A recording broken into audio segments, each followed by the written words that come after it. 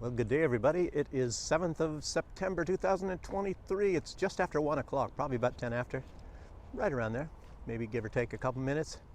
But I got off on Nyamiga stop, but it's quite a ways over this way. And I haven't been here like most of the time wherever I go on my videos.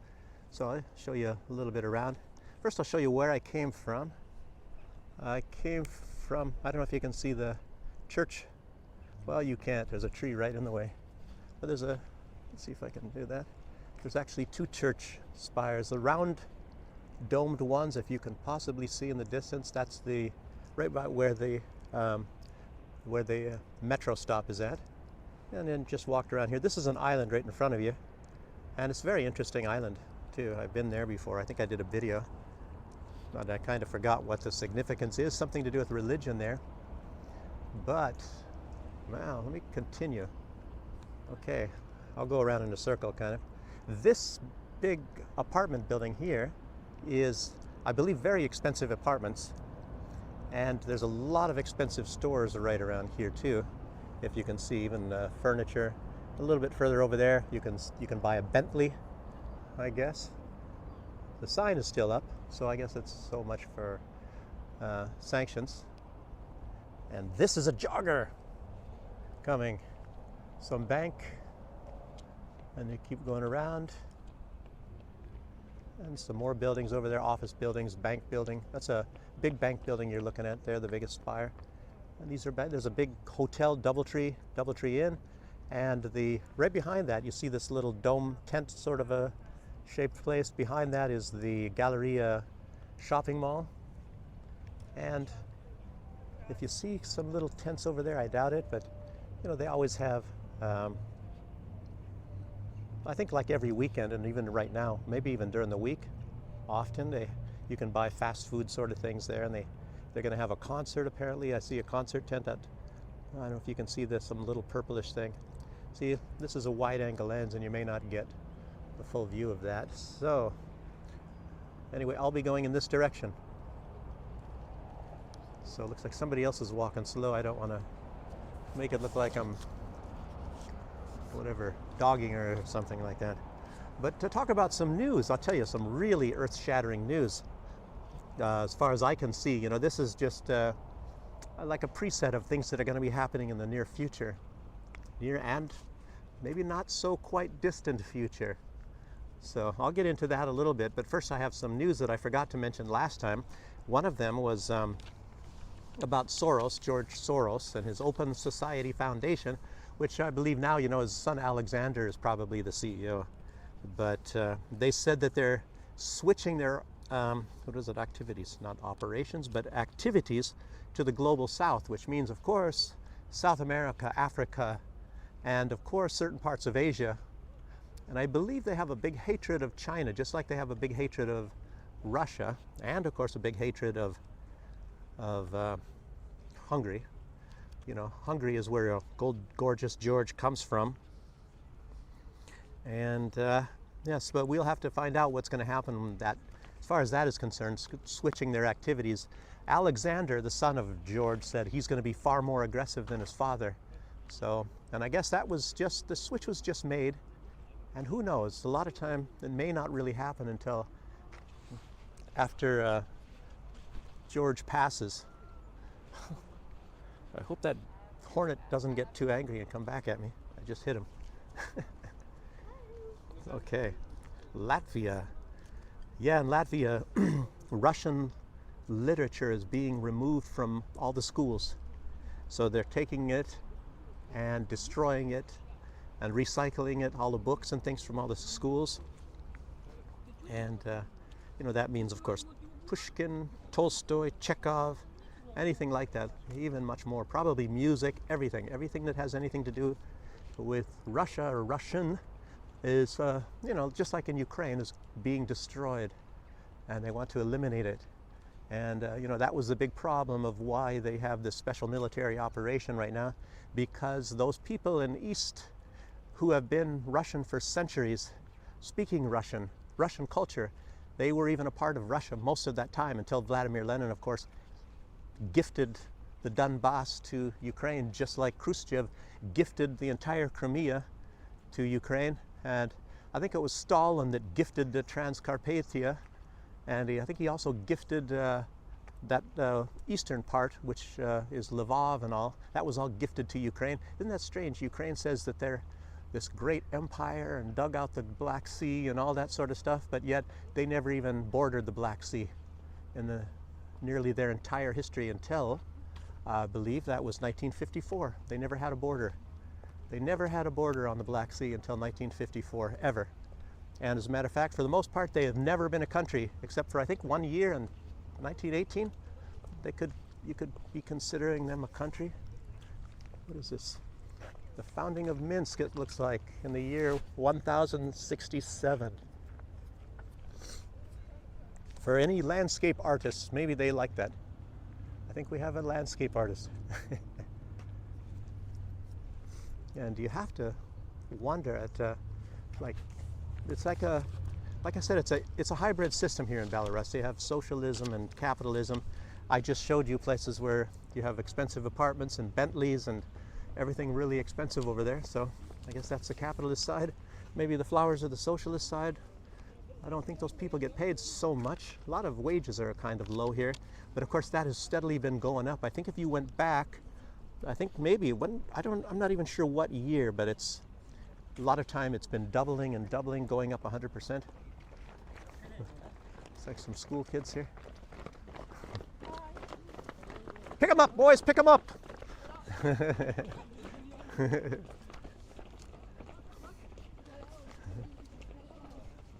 See, nice boys all waving and things like that. I don't know. Looks like there's a couple leaders way out there in the front that came by before this platoon-looking bunch of boys. Okay. So anyway, is that all the old news that I didn't get to last time? What is it? Putin? I think I might have mentioned that. They said, Putin had said, this was like a couple of days old maybe, they said that the West, Europe has completely lost their memory. Nazism has become a norm in Poland and the Baltics. And they twist and use history to please their politics, of course. And as a matter of fact, I'm pretty sure now, I remember saying that yesterday. So let's get into the other new news. I don't know if I'm going to have enough battery power. This is probably going to be a longer video because it's a lot of important things. And I think I kind of want to read it as I wrote it to make sure I don't miss something like I did yesterday. So a lot of people coming up this direction here. As I said, I've never been this way.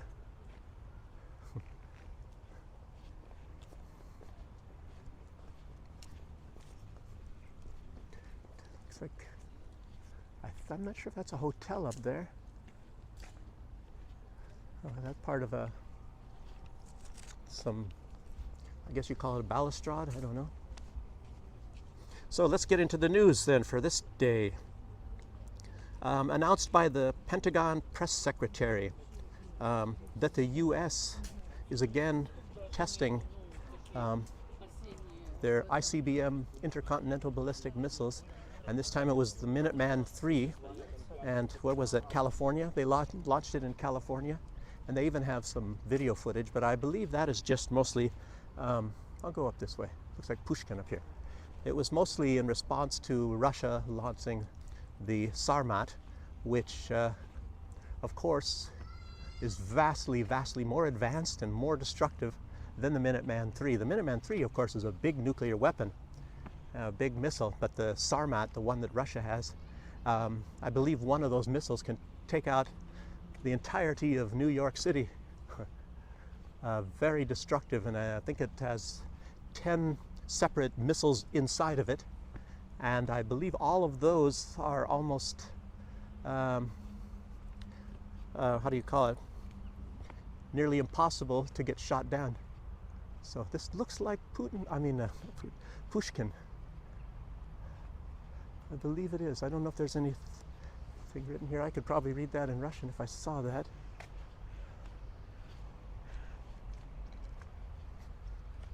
It looks like a P. Maybe, is that Pushkin? Let me walk up a little closer. park area here. That's a hotel back there in the way, by the way. And in case you didn't know, I'm going to be talking a little bit more about this. Those racist Russians. Pushkin was a member of the nobility and he was black. He had a black heritage and he's Russian. So, those racist Russians. Looks like there's a casino up there, yeah. Well, look at that.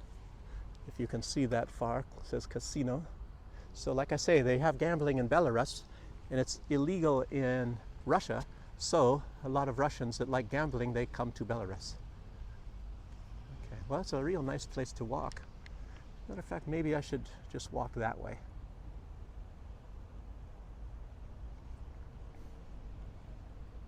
Look at how Belarus looks, people.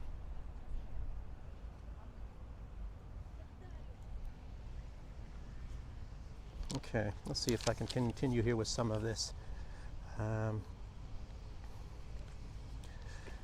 Yes, what do you say? I just said it was anyway. Blinken, of course, Secretary of Defense announced that as well about the nuclear weapon. And some of the other. This is one of the big stories. Is about Armenia. Armenia is now also, I believe, announced by Blinken. Let's see. Actually, no, this was announced by Armenia. Armenia is having a joint military drill with the United States between the 11th and the 20th of September. It's called Eagle Partner 2023. And what else? Yeah, that was somebody I think mentioned that or said that to, or asked a question to Dmitry Peskov, or maybe he just came out. He's a Kremlin spokesman, as you know. And he said that, of course, it causes concern, especially in the current situation. Moscow will analyze this information and monitor developments. Of course, they're very concerned about this, and I think it was kind of caught them by surprise. There's a big history. I think I wrote about it. Most all of this. I'll get into that. So look at this there. Somebody's going to have to come and they're going to pick up the grass that they've mowed here. They don't have a mulching mower. This lady's doing some flowers here.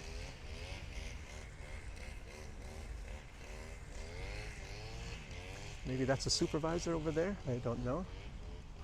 I'm walking around. Looks like somebody's doing some cobblestone work. These guys, it's like they're cooling out in the shade. Who knows how long that's going to take them?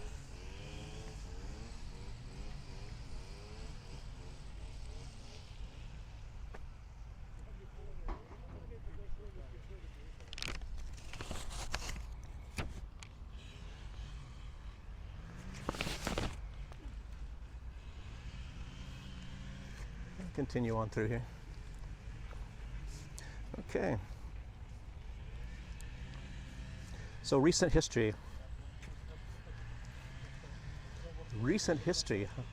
I believe I wrote that down. At least I was intending on it, but because it was really a shocker to me when you see about what has been going on with Azerbaijan, Armenia, Turkey, United States. United States has been desperately trying to court Armenia. And Armenia, of course, is very strategic for the United States. It's less strategic for Russia, less strategic. I didn't say not strategic. But Azerbaijan is, of course, far more strategic. And one part, you have to remember, they're building like a rail line between Iran and Russia. They've already announced that. I think it was a couple months ago. And of course, Armenia does not border Russia, but it's still in that region there. And I don't want to get ahead of myself, so I should start talking a little. Looks like a lot of red here. The shape of a heart.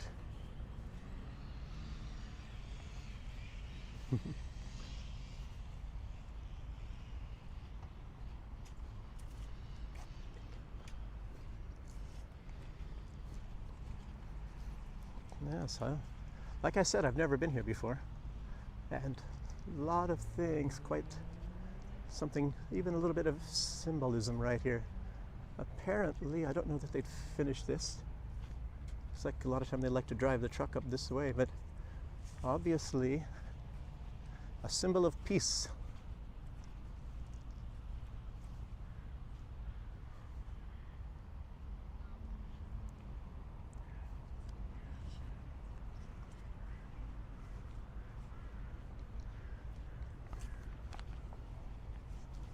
Boy, I'm really dragging on this Armenia thing, aren't I?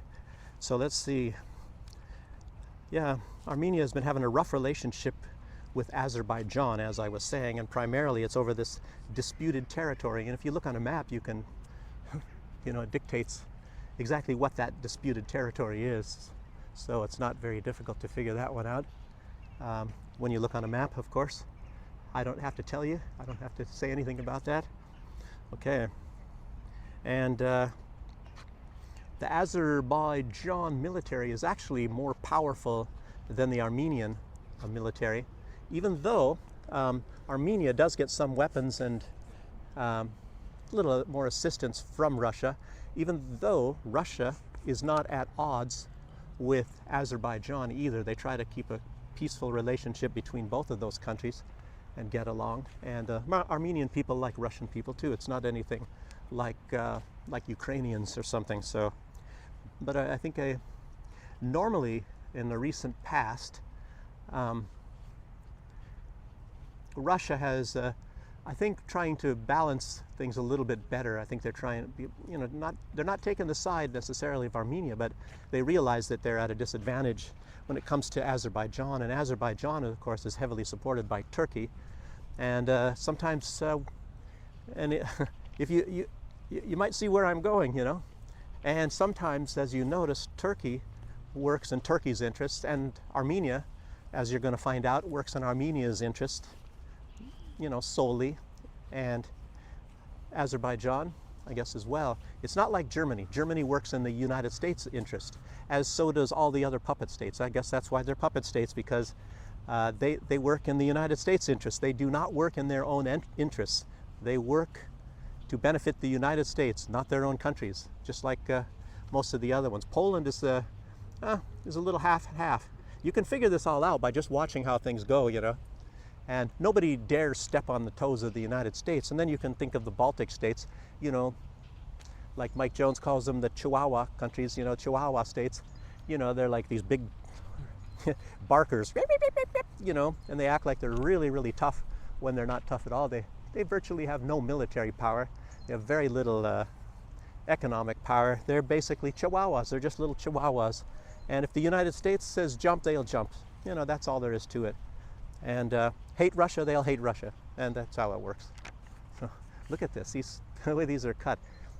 I'll tell you what, nutmeg trees. If you ever grow nutmeg, it's a tropical, the spice, nutmeg. The trees grow like this naturally. It's incredible. You don't have to trim them. And the sad thing about nutmeg is, I'm sorry to add this in because like I said, I like agriculture. Sad thing is about nutmeg, you be growing these things and you don't know necessarily if they're male or female until they fruit, and then they're already big trees. So, and you only need one male and you can have a whole bunch of females. So I guess what the best way to do is just graft them when they're young, and do it accordingly. Have like a male in the center and surrounded it by 5 female nutmeg trees, I suppose. I don't know, I've never really grown, not really, I've never grown nutmeg. I'm just assuming that that's how that's done, so interrupt myself here. Okay. And as far as this between Azerbaijan and Armenia, as you know, the Turks and Armenians, they never liked each other. So, they talk about the Armenian genocide, and Turkey denies it, and Armenians insist on it, and so now the very, very big contention, as you know. So, but anyway, Russia, when you hear about avoiding these foreign entanglements, Russia actually has been kind of involved in that, and maybe that looks like they shouldn't have, because they might end up, and the United States is bound and determined to make sure that they lose any kind of relationship with both Azerbaijan and Armenia, and maybe even throw Turkey in there with the mix. So the United States is trying to sabotage all of that stuff, and of course the United States has been courting Armenia like nobody's business. So maybe this military drill, you never know when these other countries are very weak economically, militarily, and otherwise, and the USA can come up with all these promises. Maybe they can turn on their printing press and say, we're going to give you some $10 billion or whatever, just name your price and we'll do it. That sort of a thing. Oh, looks like there's cupids up here. Let me see if you can see them. I have to point you out to those.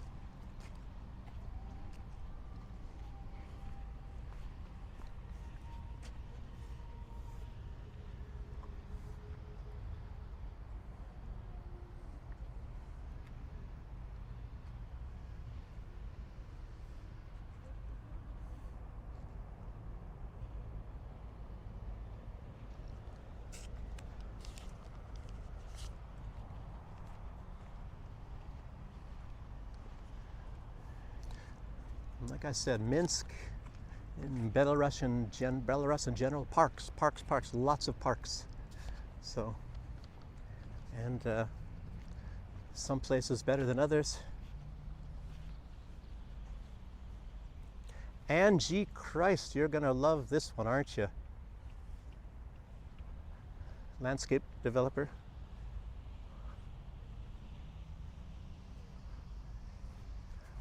Blue wood chips over there. Some grayish white gravel.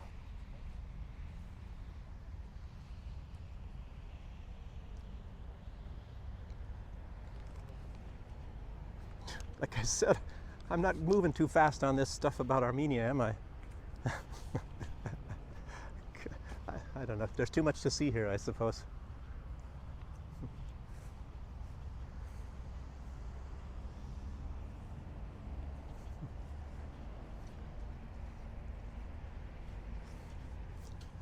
Okay.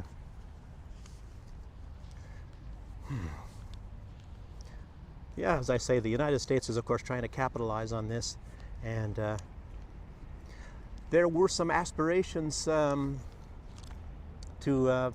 Azerbaijan to go into NATO. I think that was around at least 2018 and around maybe 2019. I don't know. It's probably still active, and obviously, that is going to extend to Armenia too. They want to probably get them in NATO. NATO wants to take everything, as you know. And like I showed you that Gunter Fehlinger, that showing you a lot of the plans. He's one of the big planners of the expansion of NATO. I did a video just a few videos ago, and that's very fascinating.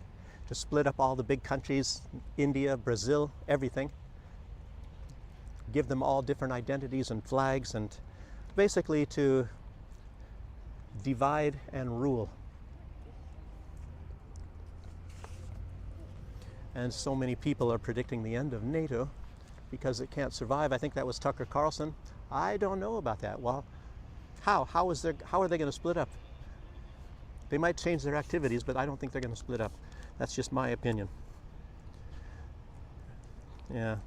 Maybe even the US will get out, but I doubt that too. It's too good of a tool for the United States. And you think about the alliance, they can go, any of these countries, they can go pick on anybody they want, and then everybody has to, it's like a big gang. That's all it is, a big gang. A big gang, and they can provoke Russia. Look at these little teeny states, like, you name them, and they can provoke Russia all they want. And if Russia ever does anything, or even appears to be doing anything, anyway, use your imagination. It's not that difficult on what can happen. Russia has maybe still 2 small military bases in Armenia, and they also have a, let's see, what is the name of that? Let's see. But the U.S., of course, wants to put bases there. Even though it's not on the border of Russia, they want to get close to that. And then, of course, then they want Armenia to be buying their weapons, so that to go heavily into debt is what they want. You know, buying their weapons, they don't care. They just want them to go into debt to the United States, obviously. If they can, they'll give them old weapons that don't work, you know, used ones, useless things. But why it's strategic also to the United States is, you know, this disputed territory, it borders Iran. So if the U.S. has bases there, you know, then they have U.S. bases right there. They can put it right there on the border. They can be 1 kilometer away from Iran. And, you know, that's one country that the U.S. Wants to keep down. I'll just say it, that's a better word. Keep down. They want to keep them down. Economically and everything. They want to rule the whole world, as you know, the masters of the universe. But they also have a border with Turkey and Georgia. And of course, Georgia is kind of trying to stay neutral, as you know. So that's going to be interesting if that works that way. But anyway, all of this stuff is going to cause some serious events, you know, in the near future, because the U.S. is obviously losing in Ukraine. And who knows what's going to develop there. Everybody's talking about, you know, a hot war, mostly because of that. Because they feel that if they lose Ukraine, then NATO collapses, but this is not true. They think so. Doesn't have to. I don't know. It's just a bunch of speculation. Let's see. So besides the 2 little military bases that Russia has, I'm just checking out the flowers here. They also have there's a nuclear power plant. It's called Metsamor Nuclear Power Plant. And that provides 40% of the electricity for Armenia. It's built by Russia and it's operated by Russia. So that's something to consider. And I think the majority of the gas for Armenia comes from Russia right now. But of course they could get it from Iran, but then you have this disputed territory.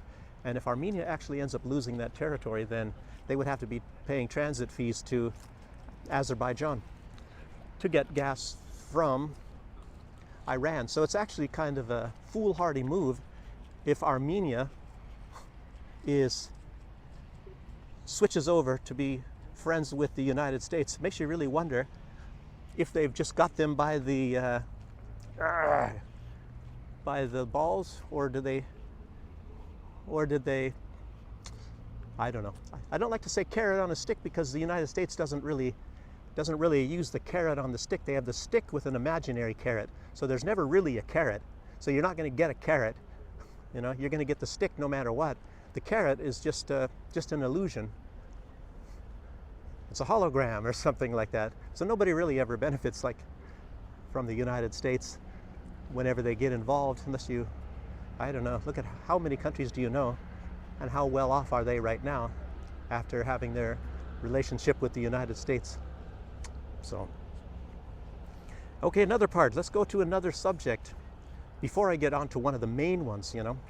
Okay, there's also these biolabs, and I think I can say biolabs, but you know, I'm not really allowed to say that in connection with the word Ukraine or weapons, you know, because then I get, we get canceled. I already found that one out. I was told not to say that.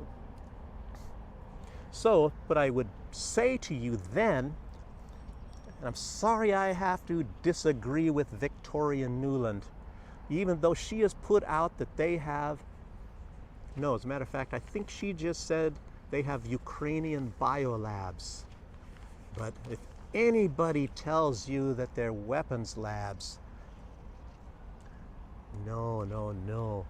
Even though the U.S. Department of Defense is sponsoring them, and even though the United States Air Force and Army are heavily involved in some laboratories, it doesn't mean that it's because they're the military. It doesn't mean that they're for military purposes. So, nothing more to say. Um, Clayton and Natalie Morris are able to talk a little bit more about that kind of stuff than I am, so you can watch Redacted and you can get a little bit more. Or if you want to get the best informed, look up Igor Krylov. He is the director, or he's Russia's Radiation, Chemical, and Biological Defense Department head. He's the head of that. And he'll also be talking, and there's a lot of talk lately about the Obama administration and how much they were involved in a lot of this sort of thing. So I've been seeing a lot of that. And of course with the State Department, Victoria Nuland, I just mentioned already. And what about the Biden family? What about Rosemont Seneca? Were they ever involved? If I say that, I think that's kind of one reason they would maybe want to cancel me, delete me if I mention anything in connection with that. So I won't. But what about, there's also the U.S. has funding and has a lot to do with directing. What about these bio labs in China and Ukraine, of course, Kazakhstan, and many, many more? What about Germany? I told you I used to have an old house, and right near that, not walking distance, but near as far as towns, there's another town right nearby there, and I guess that was funded by Bill Gates. It was a biolab, and there's a lot of other biolabs, and Bill Gates had a biolab, I believe that was in Wiesbaden, and those were those people that first came out with some sort of a big breakthrough as far as vaccines. So, but this other one, and I think that was during the Trump years, that was, I can't remember the town, but it's a town nearby where I had this house, and a lot of people were suspecting that they had a cure for COVID, which apparently they didn't. Trump wanted to buy that, remember, for I don't know what he was going to pay, millions or $1 billion or something like that, but it somehow didn't turn out. That was the area is called the Vogtland, and in Germany, in former Eastern Germany. It's not too far from the city of Plauen, Werdau, Chemnitz. Well, Chemnitz a little further away. What's the other one? Like I said, sometimes I turn the camera on and my memory goes. So, the big city right nearby. Anyway, that's some of those. Yes, indeed. Okay, well, anyway, now on the leader of the Proud Boys, he has been sent to prison for 22 years, 22 years. He didn't murder anybody. That's normally what the punishment is, 20 years for murder. That's life. Life is 20 years, for the most part. I used to work in corrections, by the way. So, anyway, so he was going for 22 years. They're trying to get him put in jail for 33 years, to put in prison for 33 years. And this was because, some kind of a participation in January 6, 2001 protests. He already apologized to the police. I'm not exactly sure what his part was. He might have had some sort of a minor thing, but again, he didn't kill anybody. And he wasn't trying to overthrow the government. Nobody really was. I don't think that was anything to do with that. Otherwise, you'd bring weapons. And there was no weapons. There was no guns. So how would you try to overthrow a government without any weapons? That's very, very difficult. But, the Democrats, they'll help you out on that. Anyway, this leader's name, he's Hispanic and black. But wait a minute. Proud Boys are white supremacists. How can a black guy be in charge of a white supremacist group, let alone a Hispanic black guy? Man, I don't know. Does that mean that they're not white supremacists? Like I said, Pushkin. Talking about Pushkin over there. The Russians are, are racists, but yet I don't know, is there any American in the upper classes in the old days, at the time of Pushkin, by the way, that was ever in the nobility or the higher classes in America during that time? I don't think so. When did it ever happen in the United States? You got some people high in the military. Colin Powell, like I said, I used to work for Colin Powell on occasion. So, and he's military. And I don't know, some of the big WEF guys, the George Soros, I don't know, is there any black guys there? You got me. I don't know, but Russia is racist. Russia never had colonies. Russia never had any slaves brought into their country, so they don't have that many black people. Right now there's a lot more African native people getting not brought, they're coming to, brought. They're coming to Russia because Russia's getting much more involved in Africa. And Africa has always looked at Russia as their friends, and they've never, like I said, had any kind of slavery issues or anything like that, or colonies. So that's something to consider whenever somebody calls Russians racist. I guess that's the word. But they don't but they hate the Ukrainians. No, they don't. That's why they're not mass bombing Kiev or anything, which they very well could, like the United States says. As you all know, the United States, they virtually carpet bomb any place. Whenever they have some declared sort of war like Desert Storm, they just do a huge amount of carpet bombing. You can look at a lot of cities in a lot of those countries. Syria, Libya. What are they? I think it was, what's her name? She was a former congressman of Georgia. She was in Libya at the time, and she just happened to be right there, and the United States was dropping bombs on the university oh gosh, I don't even know. Like I said, I turned this thing on. If I don't have it in my recent memory, I think I can't remember it. What is that? What is the city? Anyway, in Libya, the main university in Libya, the United States, by accident, I guess some stray bombs bombed the university there. So anyway, okay, now this is something. This is a big story. This is the big one right here. This is the big one. Alex Christopher, I watched his video earlier today, and he was talking about something I didn't see, and I haven't seen. I looked around more and I didn't find anything, but he got it somewhere. I think, matter of fact, he mentioned where he got it. He got it from Brian Berledek on the New Atlas, who lives in Asia, by the way. I believe he's living in Thailand. I can't get to all these channels all the time, and he's a lot of military matters, Brian Berledek and things. But anyway, he was talking about Huawei, and Huawei has now developed a new chip. And but along with that, yesterday, what I was reporting, because I saw this, and it explains why. So what I said was that China was now investing $40 billion into the infrastructure of semiconductors, computer chip making.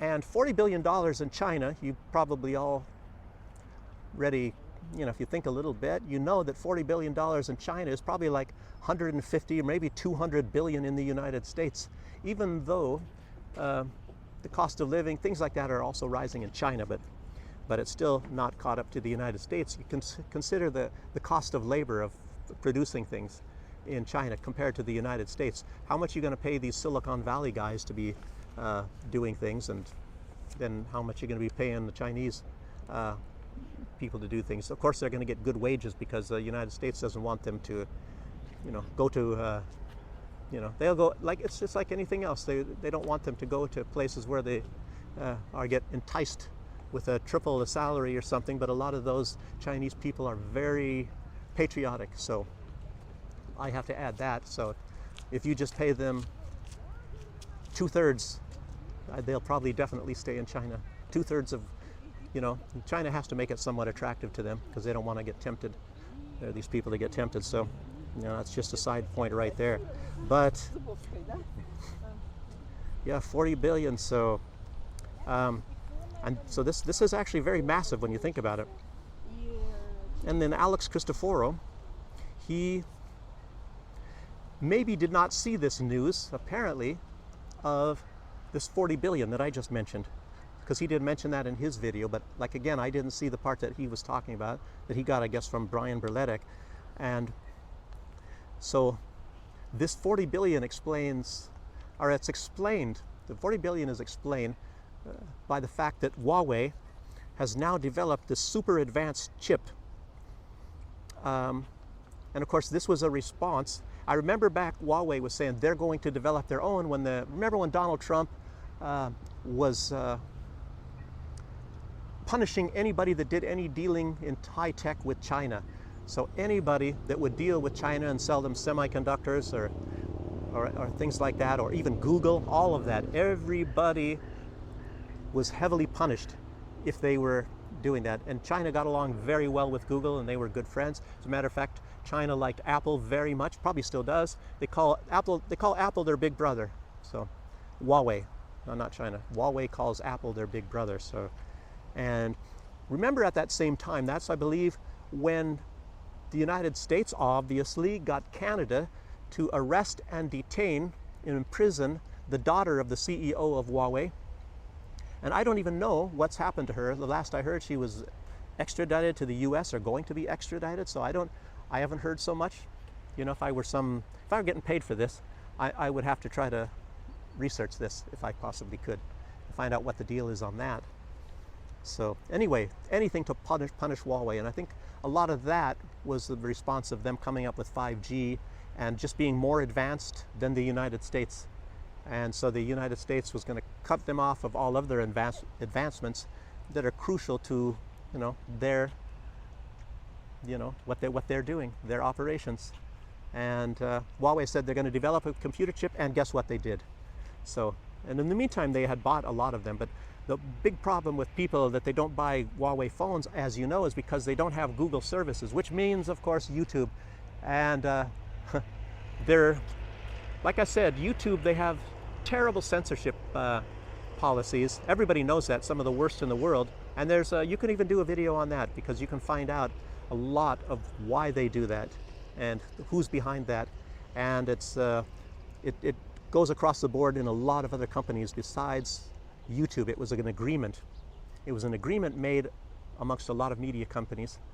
So I should talk about that. If you want to look, a lot of this is done through the World Health Organization, and I believe his name is Peter Koenig, and he was talking about that. So, and this is a way that they all collude with each other for censorship, and then they all have to go with the same thing and say, if you talk about this, that's evil. If you talk about that, it's evil. This is good. This is correct, even if it is a lie. They say, oh, this is the truth. The lie is the truth, and the truth is the lie. So that's how that's done. But as far as a platform, YouTube is amongst the best. It's the most popular, so you can get about everything on there. And Rumble, they need to make a lot of big changes. And I don't know about Odyssey and all that sort of stuff. So again, the bad thing about YouTube is, you know, if you don't say what they want you to say, they can cancel you. So, but that's enough said about that. That was a big problem, that for Huawei, you can't get the Google services. Another ways they've already been going all around this ban that Donald Trump did. And now with this new computer chip, you know, they're going to be becoming the world's most successful and highest quality phones, even over Apple. And that, there's a lot of people are saying that's going to take about 2 years. Still, I think to a large extent because of the cancellation of a lot of the Google services. That's just my opinion, because when they start putting these chips in, maybe they just started it. Now they're starting to mass produce them, I believe, very, very quickly. And this chip, so let's talk about this. And I don't think you can put these in washing machines, so I don't know. Annalena Baerbock and Ursula von der Leyen are great tech geniuses in Europe. They're the great gurus of tech in Europe. Ursula von der Leyen and Baerbock. Baerbock, she's the biggest guru, the most intelligent person of everything. She knows everything. 360 degrees Baerbock, as we all know. So, I don't know, maybe you can put these in washing machines. But let's say that's, they say it's sort of like this generation, or the technology is 7nm. This is a Kirin 9000S. Kirin 9000S 7nm. And I guess what Apple is having right now, their best chip is, I guess, 4M or NM, 4nm. So it's quite more advanced than Apple's chips at the moment. And but this was, you know, going after years of setbacks. And like I said, it might take 2 more years for Huawei to again dominate, completely dominate. As a matter of fact, one other reason why is not just because of 5G, even though 5G has something to do with it, why Donald Trump tried to destroy Huawei. And, you know, they said something like, oh, they're spying, they're using their phones to spy, which you know, which it's not very true. There's no evidence of that. But what was I going to say?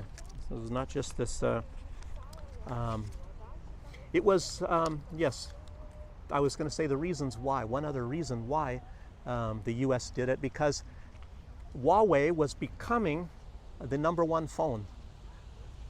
As a matter of fact, the phone that I have, I think it's the Mate 10 Pro, was the first phone that beat Apple phones.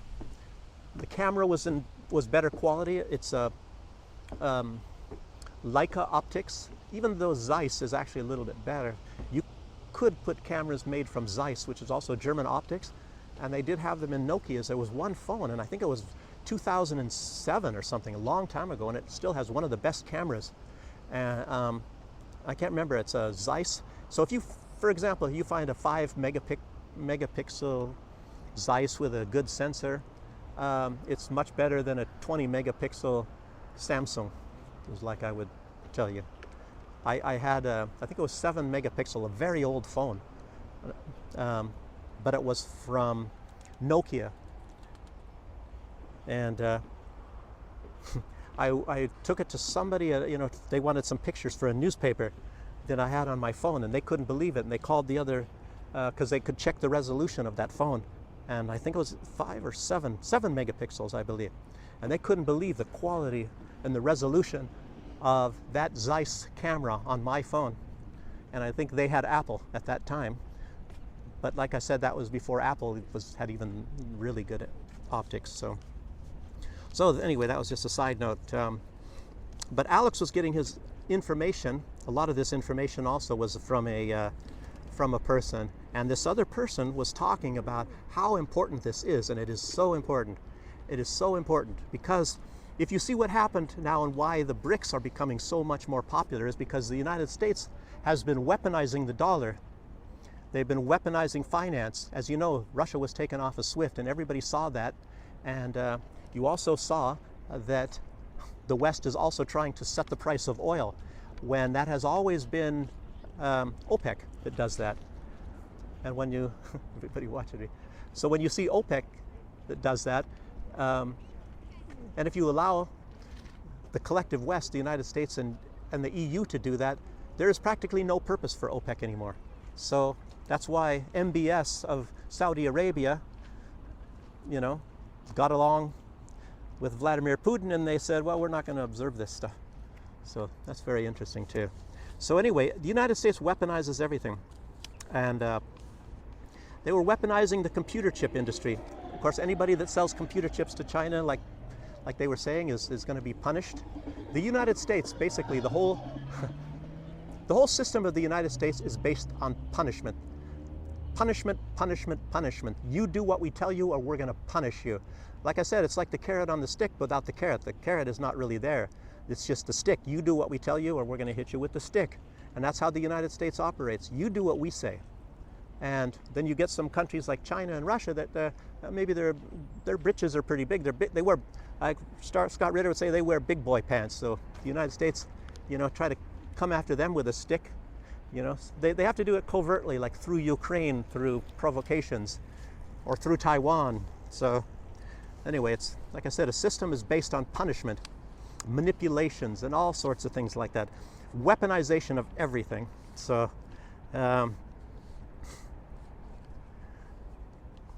so a lot of this this move, now that China is coming out with these more advanced, or the most advanced computer chips, guess what's going to happen?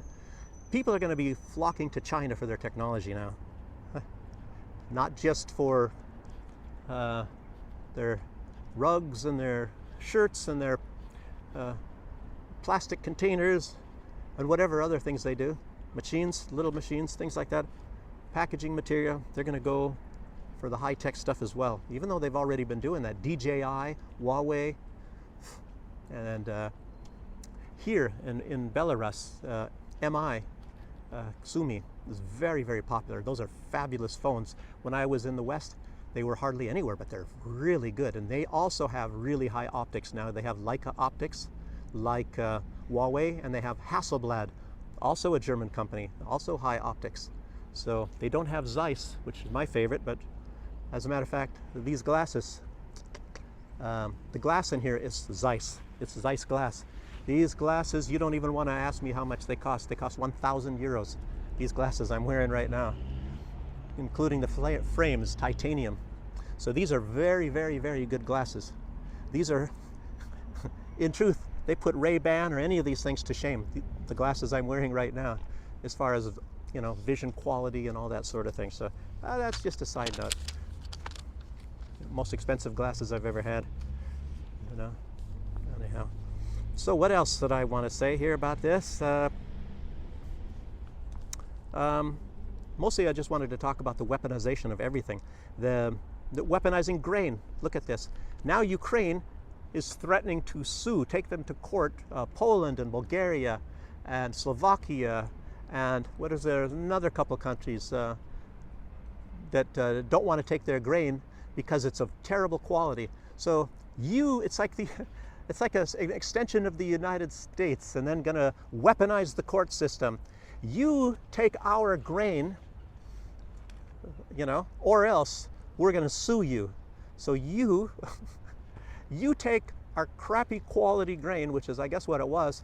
It's all laced with pesticides, and it's low quality anyway, and they said it's like almost not even fit to feed for animals, and but you have to take it or else we're going to sue you. And I guess it's a European Union law. Maybe they're, I don't know. Tells me I wouldn't want to be in the European Union if I'm have to buy and do whatever they tell me. I'll tell you what, like I said, I don't like anybody telling me what to do. I wouldn't do it. I'm on the side of Viktor Orban, and I guess there's supposed to be another president coming. I think it's Slovakia, and apparently he's very, very popular, and he's going to be just like Orban if he actually gets elected. So the United States, they're going to step in on that one probably. I'm not sure when that election is. Very soon. So you have to keep your eye on that. I think it's Slovakia. And so, yes. Mostly I just wouldn't want. Gosh.